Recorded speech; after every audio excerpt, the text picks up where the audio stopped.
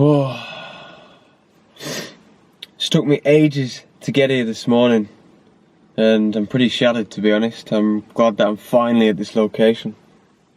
No, I'm just joking. I rolled out of bed about 15 minutes ago, and it's took me about 90 seconds to drive here.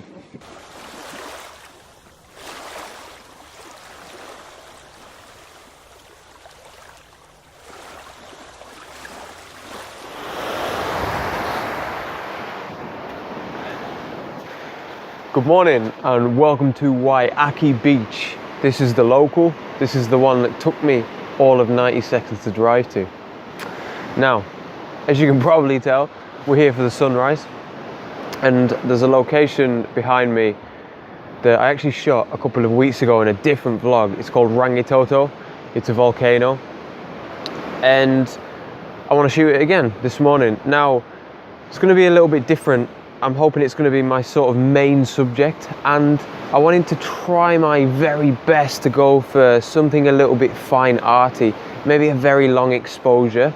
So yeah, I'm going to play around with the shutter speeds a little bit. Now we're about an hour from low tide, and at this beach it's fantastic when it comes around because it reveals a lot of wonderful rocks in the north side of the beach to be used as, you know, a lot of potential foreground.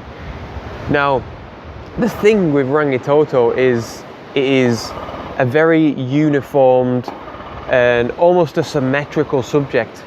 So I don't want to have something too messy in the foreground if I'm going for a sort of fine art, minimalist sort of feel. So that is my challenge this morning, to try and find something very simple and very neat in the foreground. Just an amazing location. It looks like we're going to get a beautiful sunrise.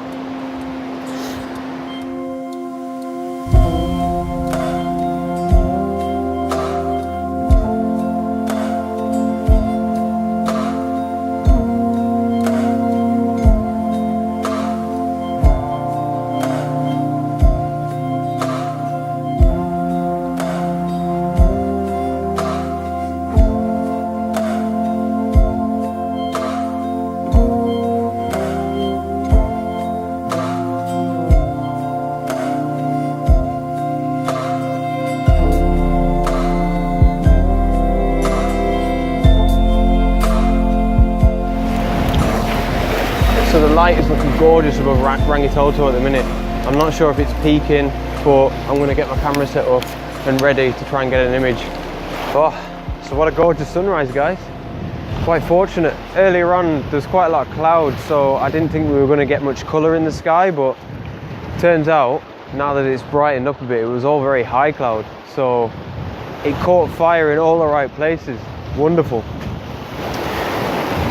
With regards to my setup, I've just been playing around with my shutter speeds. It's actually been pretty fun. I absolutely love this sort of photography. Get the remote shutter on. I've got a 6-stop filter and a 10-stop, so I've been sort of alternating between the two. At the present moment, I've got my 10-stop on the front, and I've fired off an 8-minute exposure actually, which is exactly what I wanted to try and do this morning. I want to get capture some nice movement in the clouds, obviously just completely smooth out the ocean. So we'll see how that looks.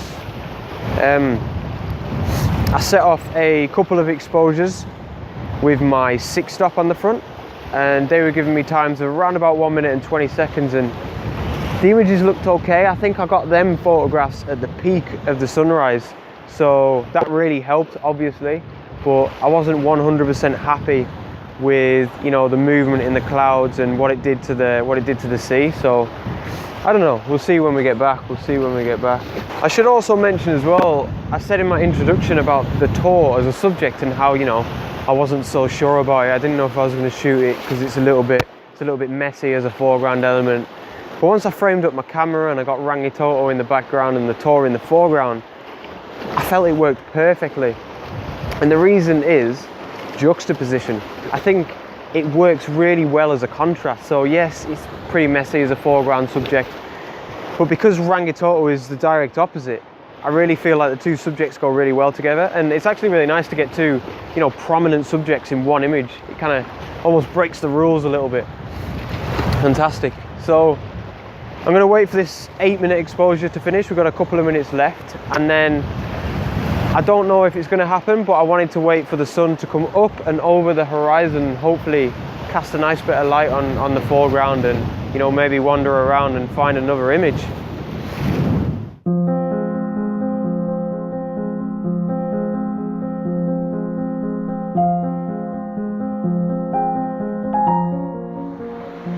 So I think I was pretty happy with that image.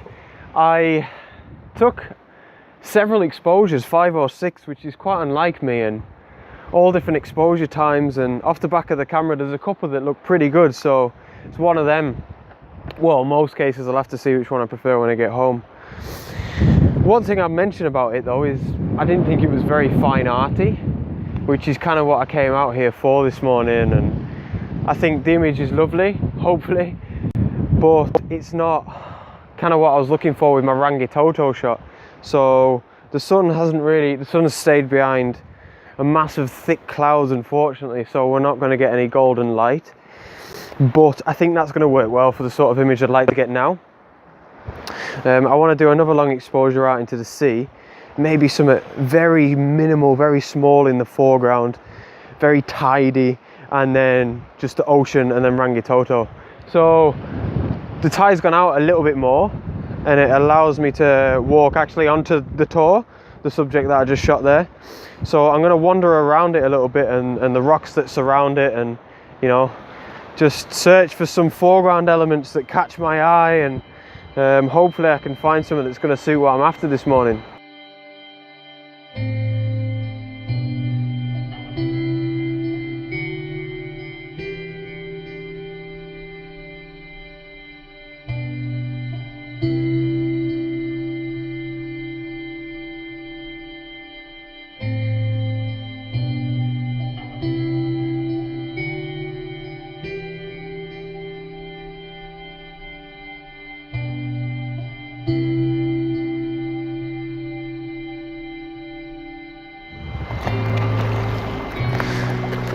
Right, so now the tide's gone out a little bit more. It's wonderful, it's a fantastic place to explore. It's revealed so many more different rock formations on the ground level, so yeah, pretty pleasant to scout around here actually. I found this little scene here, a nice little leading line of rocks that lead out into the ocean, and then obviously Rangitoto in the background, and the clouds have actually worked out pretty well. There's just sort of blocking the sun a tiny bit, but it's still enough for a lot of ambient light to still get through, and although we're not being cast with beautiful golden light or anything this morning, I think for the sort of image that I'm trying to get, I think it's going to actually work perfectly, so great stuff. I might try a little bit of filter stacking here. Now a 10 stop is the strongest neutral density filter that I have, so I think I'm going to combine my 10 stop and my 6 stop together and really try and get, you know, a real long exposure and try and capture that sort of fine art minimalist feel in this next image. So yeah, I'm going to get myself set up and try and nail it.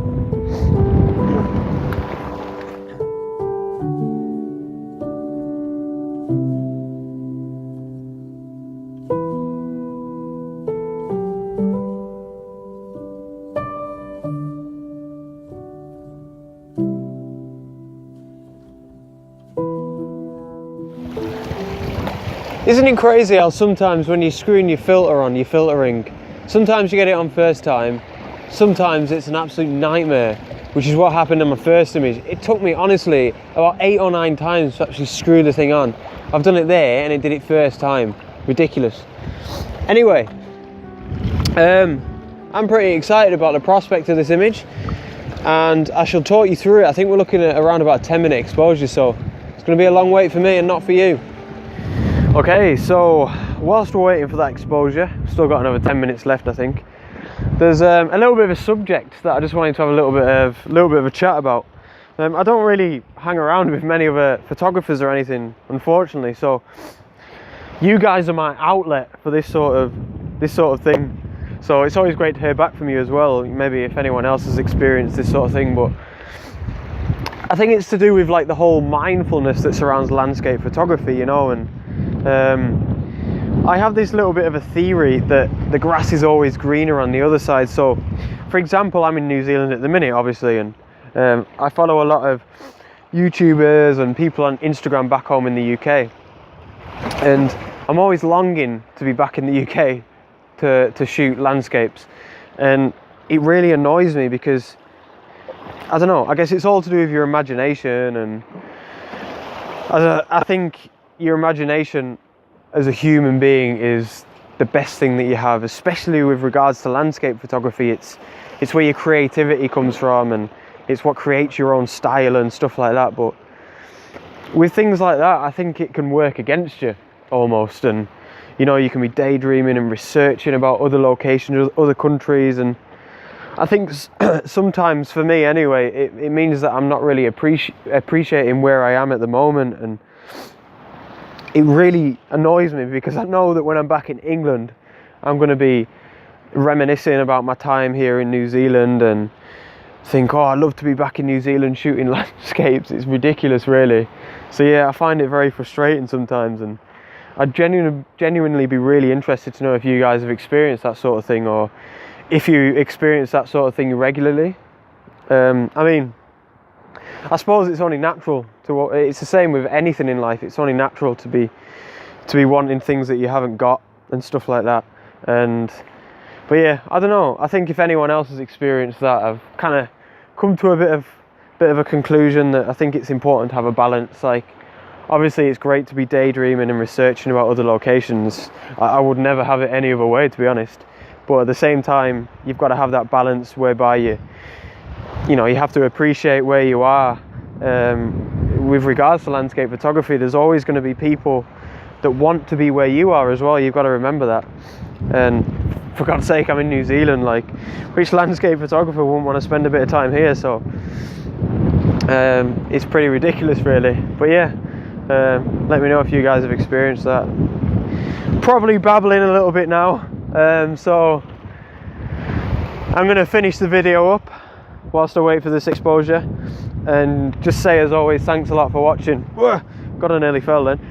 Thanks a lot for watching. I always massively appreciate it. Appreciate the comments, and yeah, if you want to see any more, guys, hit the subscribe button. And here's that last image. Cheers, guys.